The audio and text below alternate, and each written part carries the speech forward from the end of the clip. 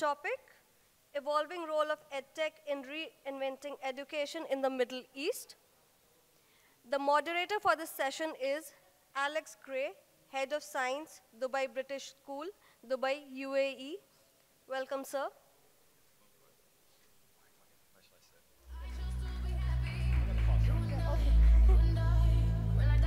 Then we have Fauzan Qazi, Managing Director, Harvest Private School, Ras Al-Khaimah, UAE. Welcome, sir.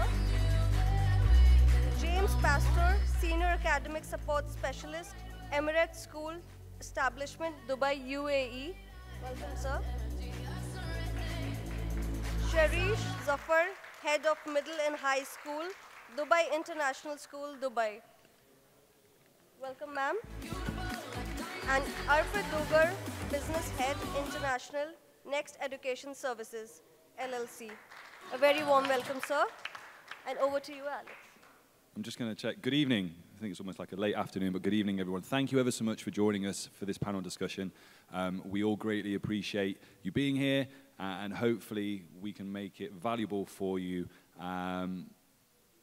And that's it. I was going to say something else then, but a value. We're going to go for value today. So just as a brief introduction, as said, this panel discussion is about how the Middle East is embracing digital technologies to modernize its teaching and learning practices. Before we kick off this panel discussion, we're just going to introduce you to the guests, give a little bit of background on themselves, and then we'll get this started. Okay, thank you. Hello, everyone. Assalamu alaikum. I see most of the audience is Harvard School. All right. So I guess I don't need to introduce myself, do I? Name is Fauzan Qazi, and actually I'm the director at Harvest Private School, and I'm from Chicago. And while in Chicago, I was teaching at 3 different universities, and over here, when I joined the UAE, I joined as a faculty in Higher College of Technology, and then I moved to the American University in Ras Al-Khaimah, where I was the Director of Risk Management. And currently, my role is Director of Harvest Private School. So hopefully, we can benefit from this discussion here.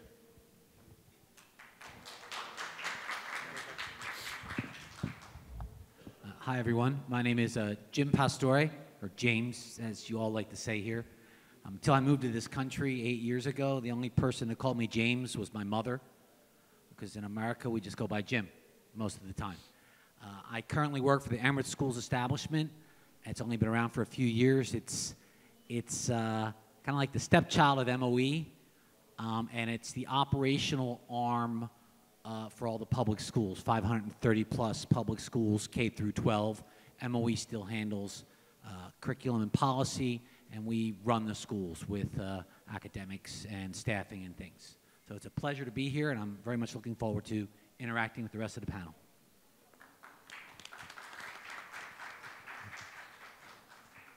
Good evening, everyone. I am Sehrish Zafar. It's been a decade I'm working in UAE. I have worked in various capacities in different schools. Currently, I have been working in Dubai International Private School as head of middle and high school. My role in the school is to set strategic direction for the school, as well as to get involved in school improvement planning and to monitor its impact on students' outcomes, their achievements, their personal and social development. Apart from that, I'm also a member of School Global Alliance, as well as I am a member of Cogni Accreditation Agency. Well, I have conducted multiple researches, action researches in my school.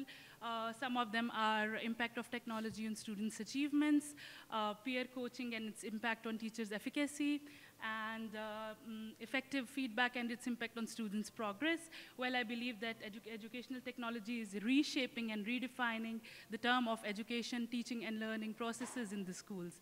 I look forward to hear from other educators what's going on in the field. Thank you so much. A very good evening to everyone. I am Arpit. I head the business for Next Education International here in Middle East and Africa. We are kind of the backbone for schools for them to work efficiently and effectively. We provide school management systems, learning management systems, assessment solutions, curriculum solutions, school consultancy. So in my career, I have been working with close to 150 schools personally, and have serviced more than 1,000 schools in India, here in Middle East, and now in Africa. So looking forward to this amazing discussion, which is going to happen in the next 40-45 minutes. Thank you.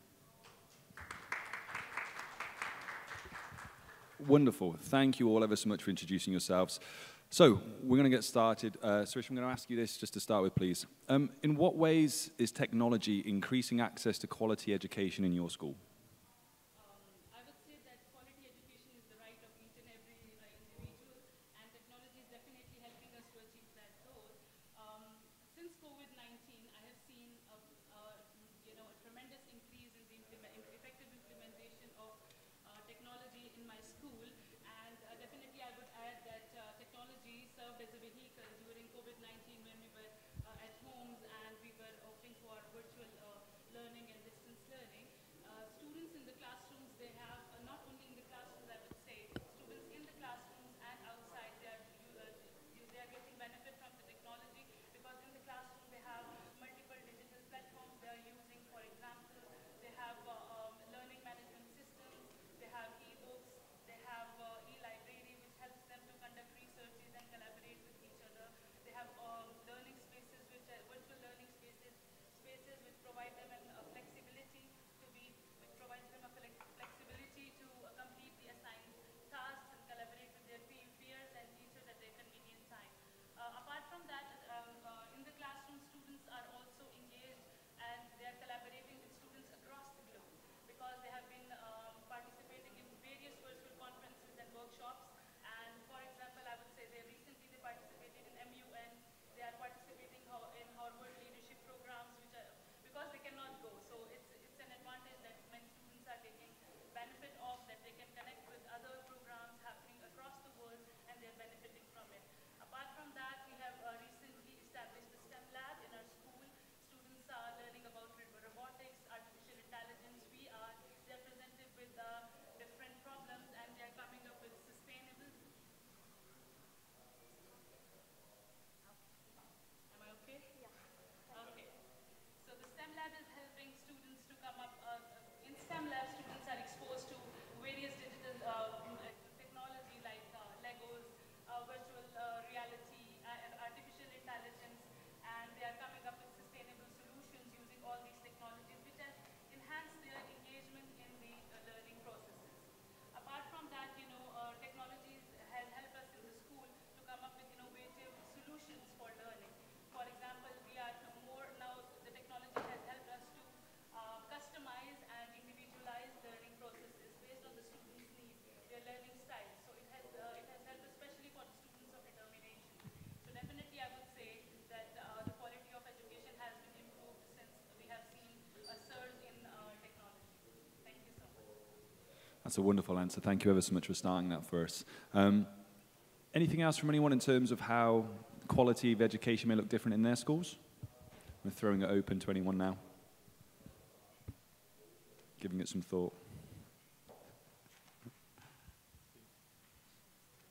If I could add in, I joked earlier before we started that I'm a little bit of a Luddite up here, that I do want us to have lots of technology in the right places at the right times, but I worry too much. I worry too much about the screens, and are we going too far in that direction sometimes? So that's my pushback when it comes to the technology. You walk in the classroom sometimes and you see the teacher looking at a screen, and you see all the students, particularly in high school, looking at a screen at the same time, and they're all in the same room. So that's a caution I would bring. Now, when we talk about things like robotics, and especially things like Lego robotics and things like that, where they have to build and work in teams, and there might be one screen and one robot that a group is working on, and then comparing what they're doing with others in the room, which leads towards using the technology and making personal contacts. I think we can't miss that. I think that's very important. And I think we're seeing more of that as teachers and schools came back from COVID and back full-time into the schools. I think that's really helped. That's great, thank you. So you kind of addressed maybe some of the drawbacks or concerns I think we all have as teachers about screen time and some of the soft skills that students lack. If they spend too much time on screen, as a parent myself, I'm very conscious of how much time my children spend on their screens, mainly at home, and the types of things they're doing on that. But that being said, I am a huge advocate of technology and the use of it in the right way in education. So my question now, and I'm going to go, Fauzan, I want to start with you with this, is what are some of the key benefits that you've seen from using these technologies? Well, one of the first things is that these students that we have currently are, what do you call them, Generation Z. And they have grown up with digital technologies all around them, with iPads, mobile phones, internet, Google. All these things have been available to them as they are growing up. And so having these devices in every other aspect of their lives means that they have to have some of it in the education. Otherwise, they feel bored or left out. And so some of the benefits I see is that putting technology in the classroom just for the sake of technology is not right. We don't want to just put technology, like get a faster computer or a faster server. That doesn't really help education. There has to be a strategic goal plan. Like if you have a business and you have goals and objectives, we can have a bigger hard drive, more email space, we can have faster computers, faster servers, a faster website, but does that actually help my business? Similarly in education, if we don't implement IT strategically, then we don't really attain what we want from technology. Technology has many benefits, and one of the first benefits we saw is in COVID. All of us noticed that within a day, the moment it was announced that from tomorrow there's no more at school, you have to stay home, schools converted. Even those schools that did not have technology, they somehow managed to convert into online platforms. So the biggest advantage of technology is these online platforms where you can actually take any course from anywhere in the world, and from any professor or industry leader, you can take the same course and gain advantage from it while sitting at home at any time you want. So that's one of the biggest advantages. Another advantage of technology is the new ways of learning. For example, you have augmented reality or your virtual reality, and now they have what's mixed sensor reality. You can actually sense. So you can actually feel, you can go to Mars, you can go under the earth, on the mantle, you can go into the human body and actually feel the heart pounding and so on. So these are technologies that didn't exist when we were growing up, and now you can actually, these students can commit to memory and understand concepts much better when they use these type of technologies. Another is artificial intelligence. I think you all know or you've heard of ChatGPT and these modern technologies that are available. It allows us as educators to diagnose the levels of the students, and we can provide differentiated learning because this artificial technology allows us to measure the levels of the students and give them personalized exactly to the level they are. So I think you mentioned something about people of determination. Well, we have people of determination or special needs, and these type of technologies allow us to customize the education for these students. And parents assist us in this also. So that's very important in the benefits of technology. Another one, and this was during my university years, I was taking a course, and this was in Chicago, and the professor was talking in Texas, and we had a hologram. And we could see the professor in front of us, but the professor was in Texas. So holograms are also a neat way of providing education. Maybe you have an expert in a field, and that expert is in another country. You could have a session with that person, and they come alive in front of you in a hologram. And I don't want to take too much time, but there's another technology, 3D technology, and we have project-based learning where the students can actually make prototypes, and that's an amazing use of technology and a benefit that we see. Thank you. Does anyone on the panel have anything they would like to add to that? Yeah, so basically just to add on that point, I'm really amazed the way schools have started to look up the way technologies can help students enhancing skills. I'm very much in agreement with how aptly it should be used, what should be the use and misuse. However, the way technology has increased the efficiency of learning has completely changed the game over the last 4 or 5 years. Though technology has always been in place, it was just that how useful was it and how aptly was it being used inside the classroom. So COVID, blessing in disguise, one thing which happened good was that everyone started to understand that technology can really make a good transformation. So yeah. That's great. Thank you. I think it's one of those things to also be mindful of as we move through this. When we talked about being of value, for some of us on here, I'm sure we remember being taught when it was things like acetate, or maybe it was still chalkboards. And then from there, it went to PowerPoint. And we often talked about death by PowerPoint for students in terms of all the information we used to just throw onto PowerPoints and go, right, learn from there.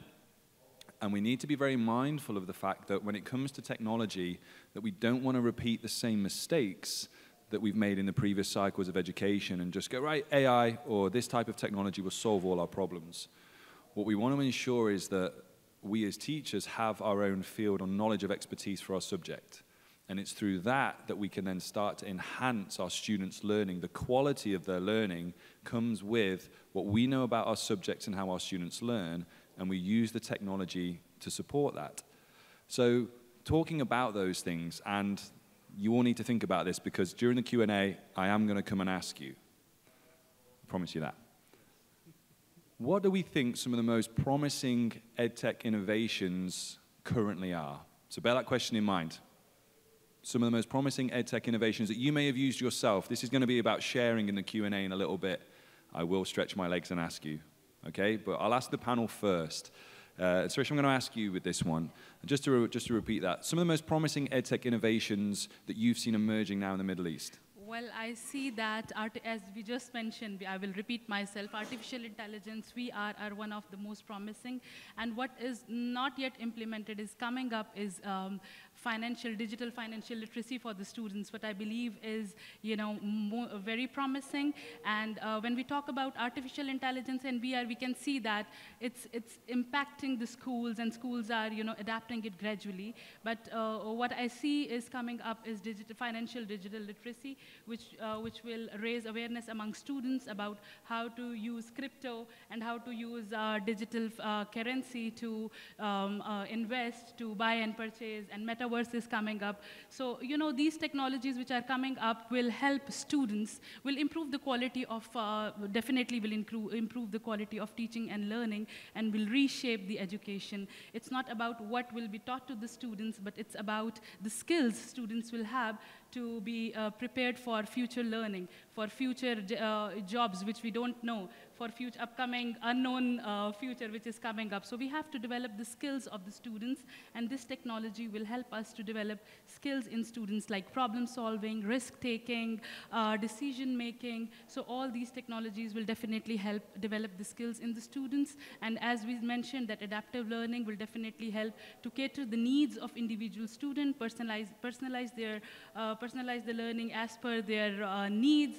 Some students are motor, some are, kinesthetic. So these things will help. But we need to strike a balance, as just mentioned, between hands-on activities and digital. We cannot go 100% digital. We have to definitely strike a balance between digital as well as hands-on physical learning. That's great. Thank you. Thank you. Not heard that one before about sort of the financial literacy. And I really, really like that one in terms of looking at it from outside of the classroom almost. We kind of focus sometimes too much on inside rather than the skills that our students are going to need in the real world when they get to that. So that's a really, really insightful one. Thank you. Gents, anything we want to add? Arpit, do you want to, anything you've come across personally in terms of new innovations or companies you're seeing emerge in the Middle East for this EdTech or innovative learning using technology? So absolutely, I think this decade is quite an exciting one, and especially for Middle East as a region in the world. Northern continents have experienced technology from quite some time. However, for Middle Eastern regions put together, technological innovations are going to bring a dynamic change here. See, one thing which I feel working in this field is that also as a school ecosystem or as an education ecosystem, we need to go beyond the basics. When we see of technology in classrooms, we usually think about ICT, information and communication technology. You have some devices, you have some software, some digital tools to play around. But I believe technology is not just limited to that. There are amazingly, incredibly interesting programs on space sciences, on robotics, on 3D printing, on artificial intelligence, on virtual reality, on chemical engineering, audio engineering, music production, so much so forth that these have not been exposed to students at their school level.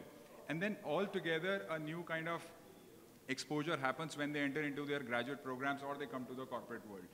So we as EdTech players have been facing a couple of challenges in terms of how to make these technologies imbibed in the curriculum, number one. Second, how to make them as affordable as it can be so that it reaches to the masses and not just to the ones who can really afford expensive ones. So that's what the stake has been in this region, but it's going to be a very promising one. Fantastic, thank you. I would like to add something that the leadership of UAE, the government of UAE is taking initiatives. One of the pillar of UAE Centennial Plan set by His Highness Sheikh Mohammed bin Rashid Al Maktoum is excellent education. When we talk about excellent education, he's focusing more on advanced technology, health sciences, innovation and space science. So when we talk about when the focus of the UAE leaders is in these capacities and domain, definitely it will cascade on the educational system as well. Recently, it's expected that the VR only will increase by 69% in coming years, and UAE is expected to invest around $23 billion in ICT in the region by 2024. So definitely it's going to filter down to educational sector, and of course we are going to opt for many new technologies and advanced technologies which students have not experienced yet, even we have not experienced yet. So we are ready for the upcoming challenge, and definitely we are prepared for that. And we will prepare our students for that. So we guys are coming to your schools then. Yeah. So for this one, James, I'm actually going to ask you, because you describe yourself as the Luddite, as it were, in terms of the anti-technology. But let's say you were given a choice and you could partner with one of these companies out there that are offering EdTech and innovation. Who would you pick? Who would you like to work with? There's a great safety-driven technology company called Edpuzzle. And what they do is they permit you in your lesson plans, your digital lesson plans, to embed YouTube videos without all the peripheral stuff that comes when you look on YouTube for videos, like the advertisements on the side, which you never know what's going to pop up, and all the links that you don't want. And it's a very simple tech innovation that embeds pretty much seamlessly into your lesson plan writing if your school buys into it. If I were still a classroom teacher, I'd be using a lot of YouTube videos teaching literature, and I would buy it myself to keep myself safe in the classroom every time you put up a YouTube video. And you know what I mean by safe. So technology in education, one of the great advantages it has is to help us keep things safe and targeted for students. Because we talk so much about, oh, so much communication and so much information and so much access, and there gets to be overload with students, and they go off on divergent paths, which is not necessarily a bad thing, but you have a curriculum, you're trying to get through it. So keeping them on task with the goals of your curriculum objectives, because schools still have them. Even the most out there schools have curriculum objectives. But keeping the children safe, nothing worse than I assign this young man an assignment at home, and he's got his laptop, and he opens up, and he clicks on a YouTube video that I've put up, and some stuff comes up on the side just as his mother walks by. Well, I'm not getting the call as a teacher. My principal's going to get the call. Whereas if I'm using a very safe technology like that, and he's in through my lesson plan, then I'm safe as a teacher, and he's safe as a student, and that parent is less stressed. And that's better for the schools. So for me, it's a big portion of technology is making sure it's safe, and companies like Edgepuzzle do that. And I have no stock in them. I barely even know them at all. So I'm going to add to this. He mentioned Edpuzzle, but there are other companies that are doing this, and we are actually implementing K-12 Net, and they do the same where you can embed YouTube videos and remove all this advertisement and other crap that we see into the actual email or whatever the curriculum lesson plan that's been given to the students. So there are other companies that do that, but that is right, and that is one of the advantages of safe technology. Wonderful, thank you. To add to that, I was just scrolling through, trying to find the name of this piece of AI software to kind of support what you were saying. There is a piece of AI software out there that will transcribe YouTube videos for you. I've made a video on that myself. But you can transcribe it, so you can put the video in, and this piece of software will transcribe it, so you come up with the whole text base of the video. And actually, what you can then do using AI and ChatGPT is go, right, can you make me 5, 6, 10 questions on this? So when we talk about the use of technology and we talk about adaptive learning or personalization with the learning, we all know that some students, YouTube video is great. I want to watch, I want to see it visually. But there are those students out there that might go, actually, I would prefer to read this. And the ability to then turn a video into a piece of written text is actually quite a powerful one that we can do. And then that ChatGPT, we keep coming back to it, but you can use that very, very quickly to make 5 questions, based on that all students can then answer. So it doesn't matter how you use the technology. You've got 2 or 3 different approaches. The outcome at the end is in we've all answered the same questions. That's where we want to get students to, and I think that, from a technology point, allows us to get there in a safe way, which is kind of nice. So moving on with that, we kind of talked a little bit there, and we're kind of on this idea now of sort of bridging gaps. With this idea of when we bring in our technology into the Middle East, we want to transition between what we can call kind of traditional teaching into this more modern view of it. So I'm interested on the panel's take in this in terms of what ways we think EdTech is helping bridge that gap between what is traditional teaching and what is then sort of that more modernistic view at your schools. So I'm going to start, just because I think everyone's got something to add to this. So I'm going to start at the end of the panel, and then we're going to just move along and see what we can add to it. See, I believe the differences that we have seen using technology is creating more of personalized environment for a learner. Any teacher and a learner, that relationship, how do we ensure that we are capturing the interests of a child, the passions of a child, the skills the child wants to acquire or is required to achieve, what kind of achievements the child has done, and against that, which subjects the child is actually interested in. Now, this kind of analysis, let me give you one example if the panel permits me. I am very good at badminton, for example. Let's say, just taking that as an example. I'm not that great as though. But let's say I'm good at a particular sport, playing badminton. And today I've done something really good here and I've achieved something. Tomorrow in the class, let's say it's a mathematics class and some concept I'm not performing well. Does these two correlate anyhow? If yes, then how are we doing it? What's the kind of tracking or mechanism available to us? Is there some life skills mapping available? Yes, the EdTech platforms are doing it now.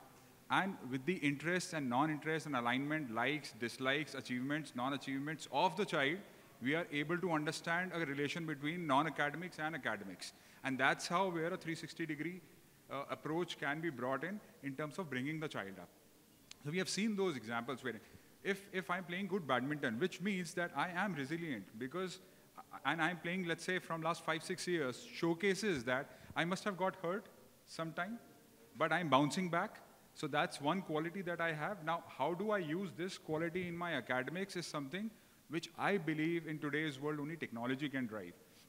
There were those times when one teacher and some 5, 6, 10 students, and that one-to-one interaction across 24 hours, all 360-degree approach used to happen. In India, we used to call that as Gurukulam system. But nowadays, when number of students are more and the contemporary changes are happening, without the right softwares in place, right tools in place, it really gets tricky for an individual to drive that. So I believe in terms of giving that personalized experience, technology is shaping up real well. Okay, so I would agree with you, definitely. That's what we call it social emotional learning. So we are focusing more on social emotional learning of the students in the school these days and integrating social emotional learning within the lessons so that it's not only about content and the knowledge process, it's also about the life skills and so it's about students' well-being and their social emotional development. When we talk about bridging the gaps between traditional learning and digital learning, again, I would reflect back to the COVID-19 time and I would say that when the students were back on campus, we found out that the students now, they are lacking many important skills. For example, I would say writing skills. They don't know how to hold a pen and write. They are so much dependent on technology. They are, that they don't know how to write. They are so shy in presenting because the 2 years, you know, they, yes, of course, we have seen a surge in technology, but there was a gap. There was definitely a learning gap which needs to be covered, of course.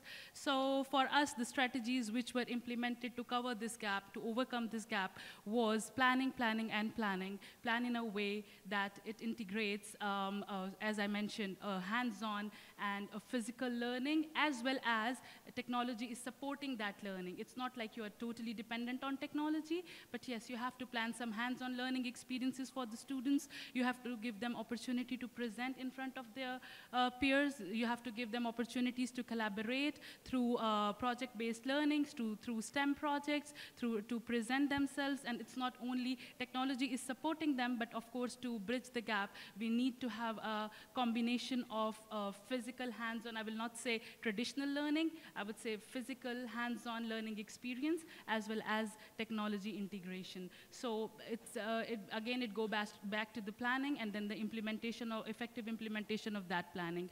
This is one way.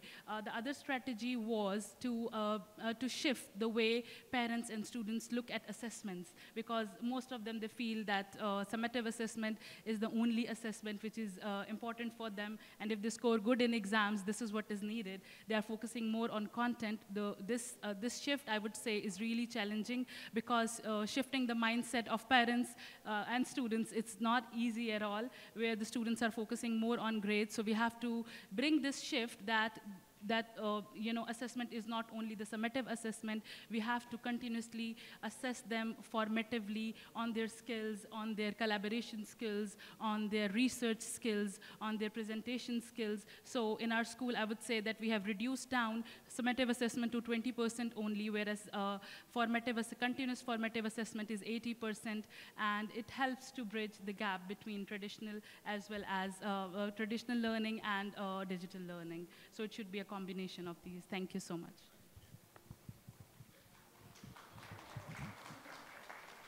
I think one thing is to remember that technology helps us augment what we'd like to do. You know, education needs to be human-led and purpose-driven and be technology-augmented. One example of that I would give is that we do want children to practice doing presentations and doing things like we're doing up here. However, we have a lot of children, and I'm not going to say it's because of COVID. Before COVID, the children were introverted, didn't like the sound of their voice, they don't like the way they feel when people are looking at them.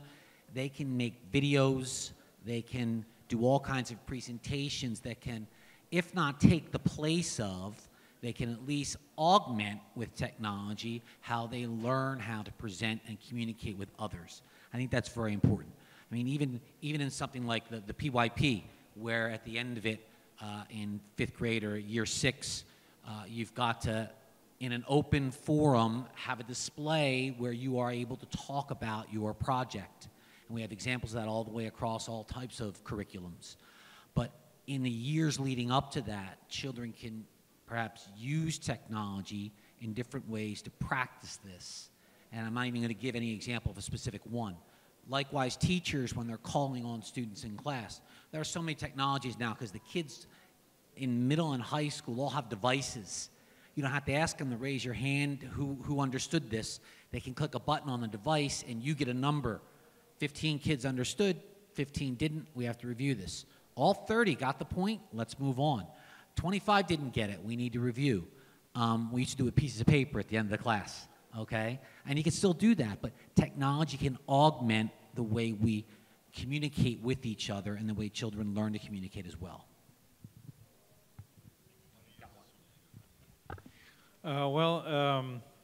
At Harvest School, we are using Active Learn.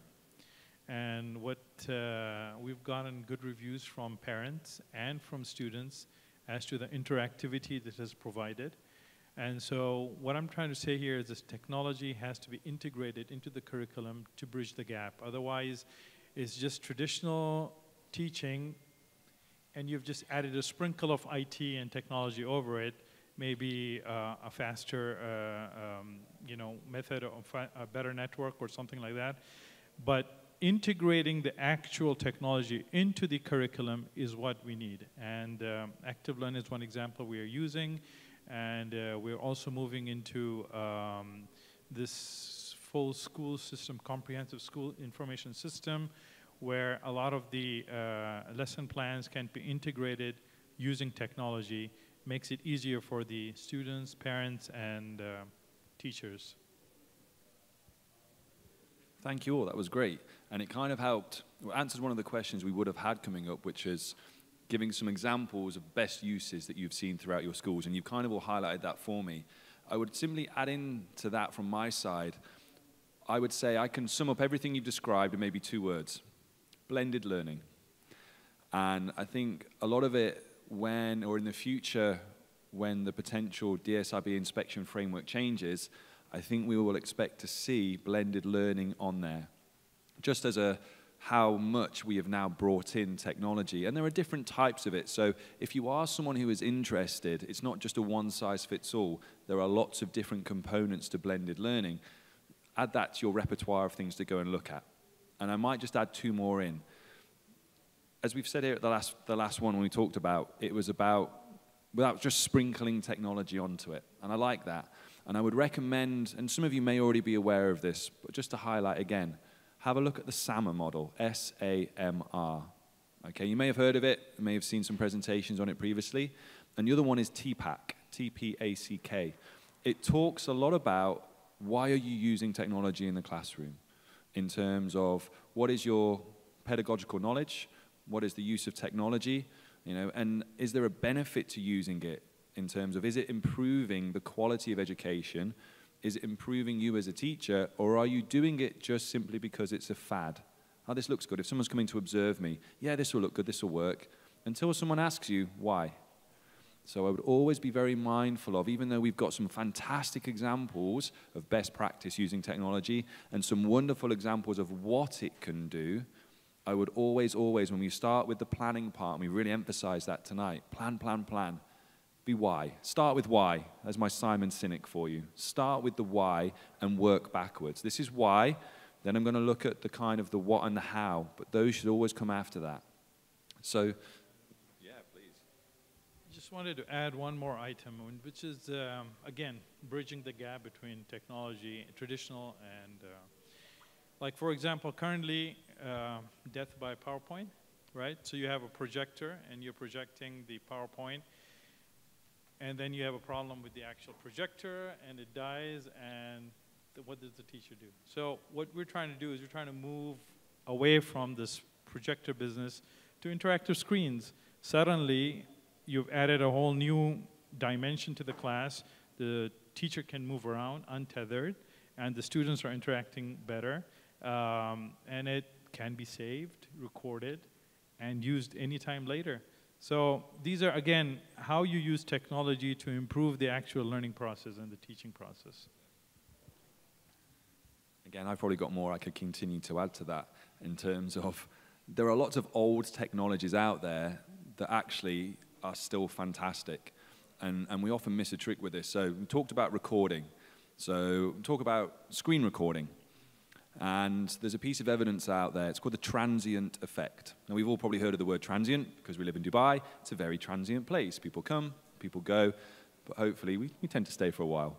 And the transient effect talks about how when we are presenting on a PowerPoint, if we use that, first screen comes on, students read the screen, and then we move on. And they forget what has come previously. There is no connection between what we're learning now and what has been before and what's going to come afterwards. So one of the ways around that, personally for me, I like an old bit of technology. I like OneNote. Nothing flash, but what I do add to it then is I have a Bluetooth wireless pad. And I can wander around my room and I can write, and it's there and it's saved. But actually, I can go a step further and be better than that. There's a piece of technology, and it's free for all educators. It's called Loom, L-O-O-M, screen recording. But what's great about this is it will record your screen on its own, or it will record your screen then with your face in it, or it will just do your face, whatever you're most comfortable with. And one of the best things that I've seen someone do for a really difficult piece of mathematics was the teacher was moving around, but he pressed his screen record, no face, just the screen, did the piece of work on the board, recorded it. When he'd finished, he stopped it.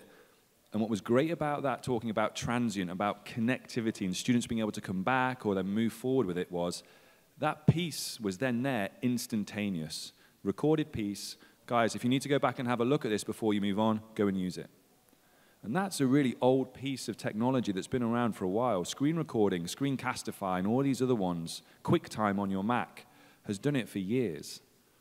And the point I really want to get across to you, again, reflecting on the why, isn't always this new shiny piece looks great. Focus on the why. What impact is this going to have on my students? What's the value? And if I do this, what outcome do I want from it? How's it going to benefit them? So all those little intrinsic questions we ask ourselves about the technology we use and the why, sometimes the old ones are still the best ones. Which kind of leads me nicely on to this question I have for the panel. And I'm going to start over with you on the end there. Challenges. What do you think are some of the challenges EdTech companies are facing when we're moving into the UAE? It starts with, I think, affordability versus expectations. That's one of the biggest challenges that any EdTech company, including us, we face. The expectations, especially, have been ever increasing, and EdTech companies have to take that onus to meet them. But bringing down the prices so that it becomes, it reaches to the, masses is one of the biggest challenges that EdTech players face. At the same time, education and awareness is the second challenge that EdTech companies are facing in terms of educating all the stakeholders of why this is useful. So on and off, there are debates around screen time, less screen time, more of technology, less of technology, why this, why not. So this whole ecosystem has to be made more aware of what is that we are eyeing at and what is the vision by implementing such solution inside any particular school. The third challenge which EdTech also faces is in terms of training. Now, as Sir had mentioned, we have plentiful and immense of resources and tools available. So it's a vast pool of resources now available in all of our hands. So how do we train the right set of skills amongst all the stakeholders? And when I say all stakeholders, I'm trying to refer to parents, students, staff, teaching staff, non-teaching staff. Everyone should be aware of it, because all of us are using technology in one or the other way. So we should be fluent now. So gone are the days of technology literacy. Now it's technology fluency. So that's one challenge which EdTech faces, because you have to generate that training sets for the masses. Now, on top of doing all of this, then comes the strategies, which we again face as a challenge, because EdTech players have got limited stakes while working with schools. So when you have to strategize in terms of how technology should shape up in the next 5 years in your school ecosystem, our say is less. So in terms of playing a role as a consultant with the school or with a school ecosystem is a challenge which I think all EdTech organizations are facing. And lastly, the intelligence that we are able to create. So I personally interacted with many school leaders, stakeholders at various levels. And what I've realized is we are creating multiple data sets inside a school just to try to understand the attainment, progress, achievement at different departmental levels. However, what kind of strategic intelligence we are trying to build on it to take a corrective action, EdTech players should play a role in that. And that's another big challenge that we see that has to be overcome. Yeah, thank you. Yeah, I can empathize with that one as well, because obviously the more of these things we have in, the more pressure we place on the teachers that are here in front of us in terms of trying to learn all these different systems and how to use these different systems properly. It kind of brings me to this question then in terms of, well, we're here as teachers. I'm a teacher, and all of us have been at some point, or maybe transitioned in different ways, or still involved in the classroom. What is it that teachers can be doing then to play an active role in reshaping this landscape? What is it they can do? I want to start with Zafar. Actually, this is a double-edged sword, because teachers cannot do if management doesn't support them. In schools, management should be supporting the teachers, providing them with time off, providing them with the ability to go and do training, come to summits and conferences like these, learn more. That's one important thing. But then at the other end, like you mentioned, the teachers have to be go-getters. They need to be having the initiative to improve, to actually expand their knowledge. And if they don't have that, then they won't be able to learn the new skills and technology that is out there. And so that's upskilling and upgrading their skills constantly because of the changes that are happening in technology. Yeah. Challenges. Passwords. Right?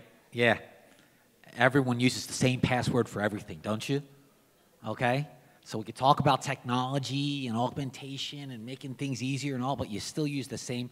And how many of you have changed the last number or thing on your password, and now you can't remember which one it was, and you're trying at different ones, and you've had 4 chances, 3 chances, 2 chances, 1, and you might be locked out. It's just a lot of help. So sometimes it's the simple things that get aggravating and take time. You know, time's a 4-letter word, and technology doesn't always save us that time. In fact, it sucks time away from us. You go look up something that's interesting to you, and then you click on the next link, you click on the next link, you click on a video, it takes you to a stream of videos, and I've learned how to make bow and arrows about 50 different ways in the last couple months, covering all time periods in history, including elvish longbows, which they never lived, elves, okay? Because you get sucked into the internet and information. So it's all about auditing your own use and then teaching children how to do that as well. Parents need to be the gatekeepers for that. Your sons are exhausted because they're on the internet all night. You got to take the devices away from your children. Negotiate it, of course, but you're still the parent. So they get sleep time. So they have people time. So those are real challenges for us. I mentioned at the beginning about walking the classroom. The teacher's looking at the screen, and 20, 30 students are all looking at the screen. It's like no one talks to each other. It's not necessarily an exaggeration in a lot of places, because we are worried as teachers about covering the standards and make sure we cover the curriculum, and technology is going to help us get there faster. It's really not. So we just have to be careful of those things. I got my phone here all day long. Okay, I'm using technology just like everyone else.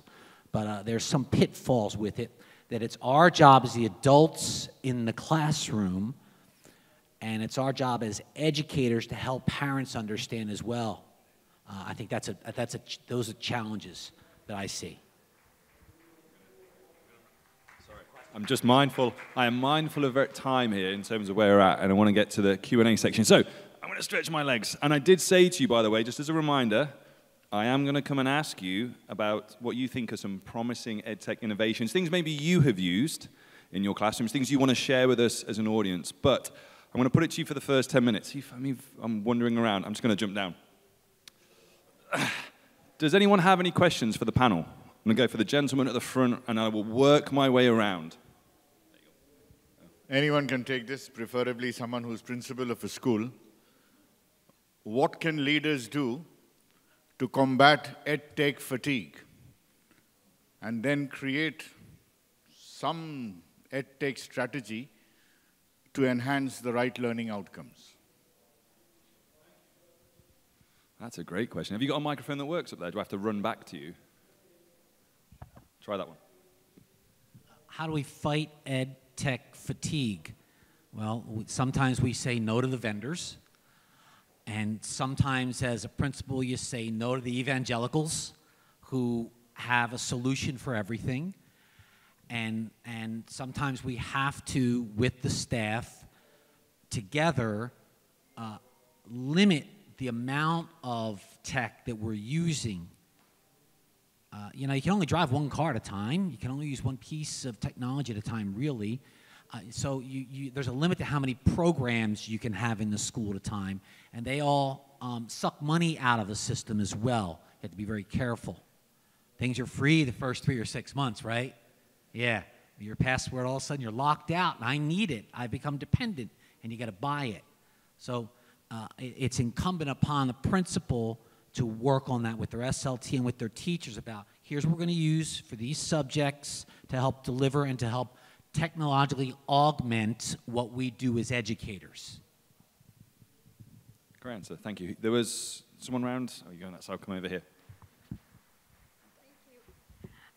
First of all, a very good evening to all of you. And yes, thank you very much, panelists. It was a wonderful hearing and getting enlightened with various information regarding EdTechs.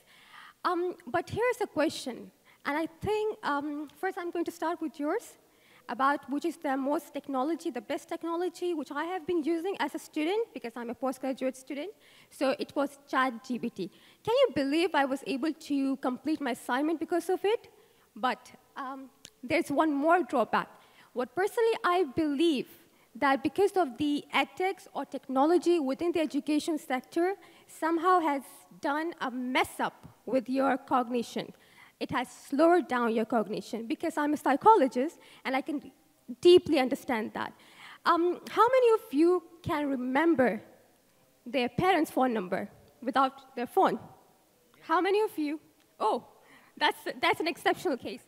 But I really want to ask from the management of the EdTech company, like, of course, you're doing a great job while introducing various technology. But have you ever overlooked on this perspective as a stakeholder, how are you going to overcome the cognition slower, you know, the cognition part of the students? Because it has really messed up. As being a psychologist, I'm saying that in its research-based, various researchers, you can find out that technologies has somehow messed up with the students' cognition. So I think we also need to work on that aspect. That's all. I know I'm speaking a lot, but I don't want to prolong that. Yes. Thank you. I don't know if there was there a question in there? I think it was something along the lines of, if I can summarize, I'll chat GPT it for you in a summary. I think it was, how is the EdTech companies, how are we managing to, or what do we have in place to support cognitive functioning, as in thinking speeds? Is that right? Yes. There we go. So, absolutely, and I think your concern is right. However, the perception around is a little bit, I would like to add on that. We often confuse EdTech companies with IT companies. You know, a person developing software is not an EdTech company. An EdTech company will have its own research wing, a research and development wing, which will work across all dimensions of a child's growth. So when we talk about the exposure to a child for technology, I'll give you a live example. All of us sitting here, I don't know any one of us is aware of the aesthetic use of a laptop while we are working on it. You know, what's the right posture? What are the things that we should be doing? You know, what kind of breaks we should be taking? How much rest our eyes should take? What's the backbone posture we should be very much aware of? Am I aware that after every 11 minutes, I have to stand up and do a little bit of exercise like this and then sit back? We feel awkward doing this because we have not been trained for it, right? So in my office, if I start doing this after every 11 minutes, perhaps they are going to recommend me to a psychologist, right? So I actually tried it in my Hyderabad head office just to joke around. Every 10, 11 minutes, I used to stand and I used to do like this. My boss came one day, he said, are you like crazy or what? You're disturbing this whole team every time because, you know, people start laughing and, you know, they make fun around it. But it's actually not a matter of making fun. This is something which is going to impact all of us. As soon as we, you know, like my generation especially, once we turn 50, 55, we are for sure going to have some backache problems. No doubt about it. Why are we not educating our children for this? So EdTech companies take that onus, and in terms of our EdTech education and learning, which I was talking about, so right now I'm talking in general, all the EdTech companies hold the responsibility of educating, training all the stakeholders of its apt and right usage. So yeah, I would partially agree to what you said, yes. Thank you. Yeah, my smartwatch tells me when to stand up and move. There we go. Another question. Good evening, everybody. I think so this is related to the UAE, but education is same for everyone, and I belong to India. So my question is the combination of these two previous questions. That we are implementing the new education policy where we have introduced skill education. Our CBSE board has introduced that. In that, artificial intelligence and IT. Along with that, 6 more skills has been introduced for grade 6 onwards. But technology eaten my rest 6 skills, and all of them want to make their kids either excellent in AI or they should go for IT. Do you think that this over-hampering of technology, EdTech and everything is eating the importance of other skills? Because we have banking and finance and beauty and wellness, not a single parent want to take interest in the other skills. Kindly, please. So, well, I would say that your concern is somewhat okay, but technology is not, we are not saying that technology is one sole alone skill.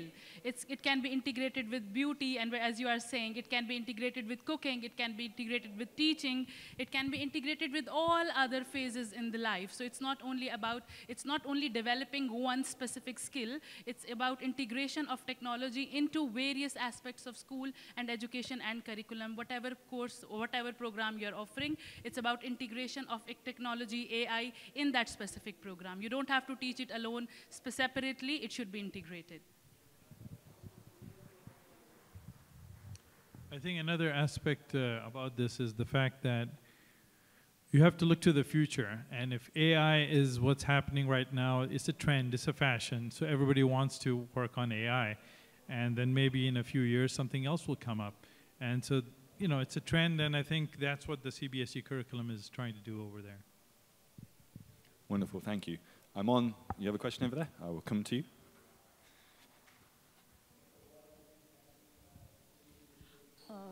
We are talking about skill building using EdTech technology or using AI. But what I feel is, do you think that the skill building only can be done virtually? Why can't we have a little bit of an internship kind of a program for the students as well, along with the IT? Because this is something which is completely ignored. Students have so many vacations, So why can't we think that if the skill building has to happen, let them have exposure to pharmacies, let them have to farming. There are so many different kind of industries which are there, the verticals are there. So why can't they have some kind of exposure? And once they understand, okay, this is my liking, then they can learn through AI or whatever their technology. What I feel is we are depriving them from the real world, and we are only talking about building the skills through AI or through the technology. And though I'm an IT person, I have a tech company, I feel that somewhere this gap needs to be bridged, what is real and what is virtual. So when they actually go in the field to work, they may not have those kind of experiences that, okay, when I go to pharmacy industry, what skills do I need? When I go to some other industry, what do I need to know? Because I come from a background with chemistry and chemical engineering, and when I went to IT, I was very useful for my company whenever they have IT, I mean, they have chemistry and chemical related their companies or their vendors, I would say, or their clients. And there, my domain knowledge came for a help or rescue. But if you do not have any domain knowledge from the very beginning, do you think that only this virtual skill building is enough in the future? So this is my question.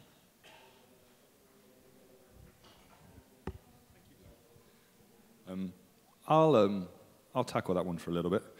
I'm a big fan of podcasts, and as a gentleman I listen to is called Stephen Bartlett. He's got a podcast called The Diary of a CEO, and I would recommend if any of you listen to it, if you are interested in getting into podcasts, it's well worth your while. It's not just about being a CEO. He has all sorts of different individuals on there, world experts in sleep. He has world experts in microbiomes, gut nutrition, mental health, of those types of things. But he made an interesting point to reinforce what you said the other day. The generation that we have, the Generation Z, are going to grow up to be the loneliest generation we have known. They are seeing people who just want to work for themselves, be entrepreneurial, be innovative, and do so at the cost of their own mental and physical health, because the two are linked. Without physical health, we don't have mental health. They are connected, whether we realize that or not. So this generation we have, where we're almost forcing them to use technology, we are pushing them down that rabbit hole of isolating themselves and being insular even further. We have all seen the memes, we have all seen the pictures and photos of people sat across the table from each other, just on their phones, unable to hold conversations. So what you say, I completely agree with. I see it in my own children, they're both young. I see it with children in school. But you know what the worst thing is?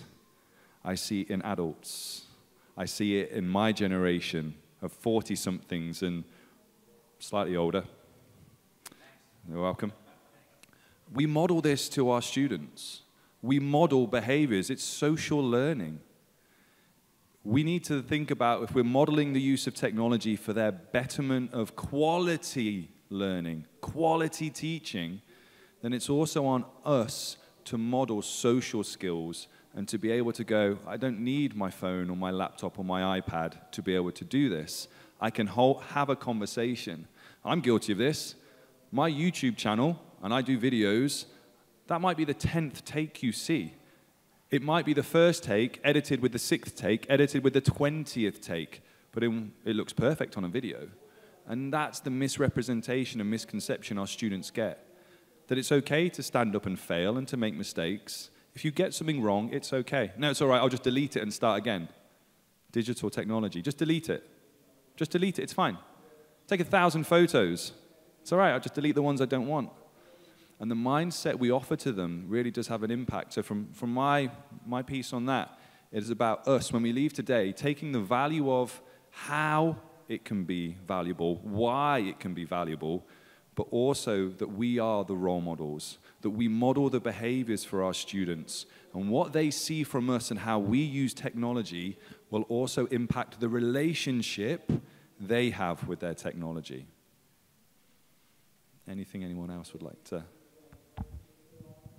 Yeah, I completely agree with everything you just said there, and a couple things flashed into mind, and the last one, I'm a little bit ADHD, was everyone knows LeBron James, basketball player. He just broke the record for the most points ever scored. There's a shot, there's a picture of him shooting that last basket. And that whole end of the basketball court with probably 1,000 people in the picture. Everyone's like this, looking at their screen, looking at him shoot, except one guy, one older guy, okay, in the middle of the crowd, just standing there like this, watching LeBron James break history. Everyone else is looking at the phone, looking at him. So that's not technology augmentation, that's technology overkill. Because every one of them could have seen a picture of that later on and said, hey man, I was there at that game. But there's only one guy at that game that can say, that's me. I was enjoying the moment. And I'm circling back around in an ADHD way to children and young people have to learn to enjoy the moment more. I live down on the creek, the old city, where when you look out on the water, I live right above the Abras.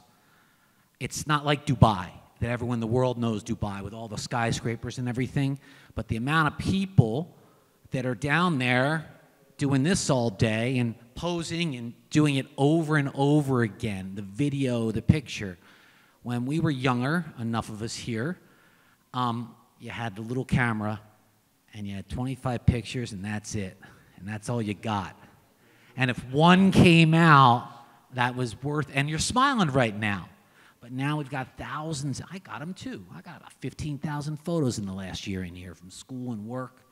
So we almost have to teach kids now in school to live in the moment, like recess and playtime and building with things and blocks and scraped knees and muddy shoes and all that.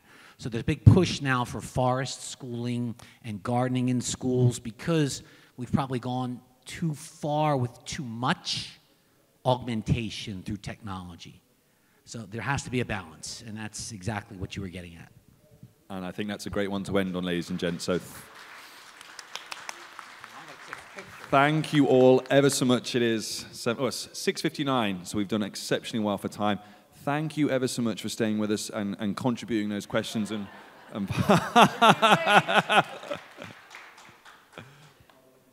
we go. All right. Thank you again ever so much. We really appreciate your input. Thank you for listening to us. And again, hopefully, as was the start of this, you have taken something of value away from this. So again, thank you ever so much for your time.